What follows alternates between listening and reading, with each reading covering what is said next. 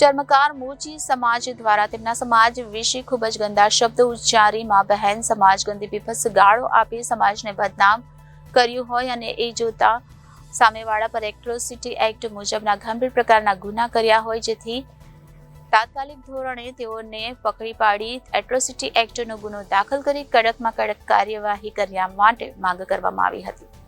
ચર્મકાર મોચી સમાજ દ્વારા આવેદનપત્ર પાઠવવામાં આવ્યું હતું. તેમાં જણાવવામાં આવ્યું હતું કે સમાજ વિશે ખૂબ જ ગંદા શબ્દો ઉચ્ચારી મા બહેન સમાજ ગંદી બીભત્સ ગાળો આપી સમાજને બદનામ કર્યું હોય અને સામેવાળાએ એટ્રોસિટી એક્ટ મુજબના પણ ગંભીર પ્રકારના ગુનાઓ કર્યા હતા, જેથી તાત્કાલિક ધોરણે એટ્રોસિટી એક્ટનો ગુનો દાખલ કરી કડકમાં કડક કાર્યવાહી કરી કાયદેસરની કાર્યવાહી કરવા માંગ કરવામાં આવી હતી. જેમાં જણાવ્યું હતું કે જનક શબ્દો ઉચ્ચાર્યા નથી, પરંતુ સમાજ વિશે ખૂબ જ ગંદા શબ્દો ઉચ્ચારી મા બહેન અને સમાજ ગંદી બીભત્સ ગાળો આપી હતી.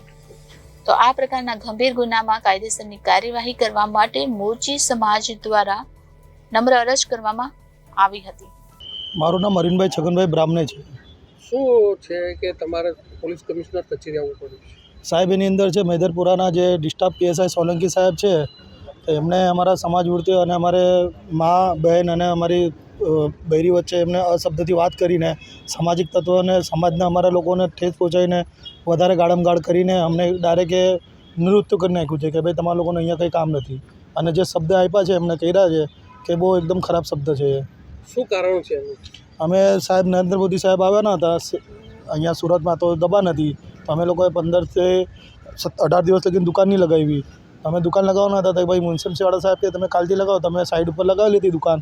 તો સાહેબ પહેલાં આવીને કહે કે ચાલો ભરો, કે અહીંયા દુકાન નહીં લગાવો. તમે હા પડી દીધી. ભાઈ સાહેબને શું થયું શું ને ડાયરેક્ટ ગાળથી વાત કરીને ડાયરેક્ટ સામાજિક કે તમારા જેવા મોચી લોકો અહીંયા જોઈએ નહીં, આમ નહીં, તમારા લોકોનું બહુ નાટક થઈ ગયું છે, એવી રીતે અમને બોલીને દંડો ઉચકાવીને અમને રિક્ષામાં બેસાડીને મેદરપુરા લઈ ગયા એ લોકો.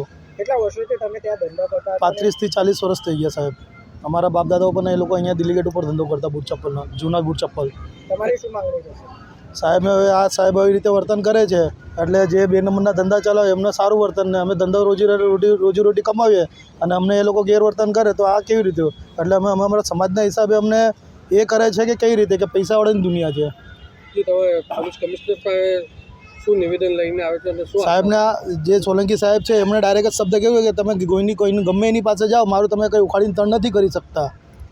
જે શબ્દ અમે અહીંયા અરજીમાં પણ આપી છે કે એ સાહેબને ખબર, હવે કમિશનર સાહેબને અમને જે જણાવો છે કે આ સાહેબ એટલા કયા મોટા પદ ઉપર છે કે જે કે નાગરિકને આવી રીતે વર્તનથી વાત કરે છે. ધંધો કરવાનો કંઈ ગુનો થોડી છે.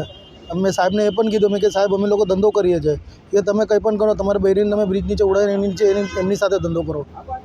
ડાયરેક્ટ આટલો મોટો શબ્દ ઇસ્તેમાલ કર્યું છે કે મનમાં ઠેસ લાગી ગઈ છે. અને કે અમારા જેટલા 15-20 જણા જે વ્યક્તિ આવેલા કે સાહેબ શું બાબતે લઈ આવેલા છે એમને પણ કીધું તમે જાઓ, તમારી રીતે તમારે જે કરવું એ કરી લો. કોઈને પણ મંત્રી પાસે જાઓ કે કમિશનર સાહેબ પાસે જાઓ, તમે કોઈ મારું કંઈ તોડીને તણ નથી કરી શકતા. Reporter Hanif Malik, Janadesh news, Surat.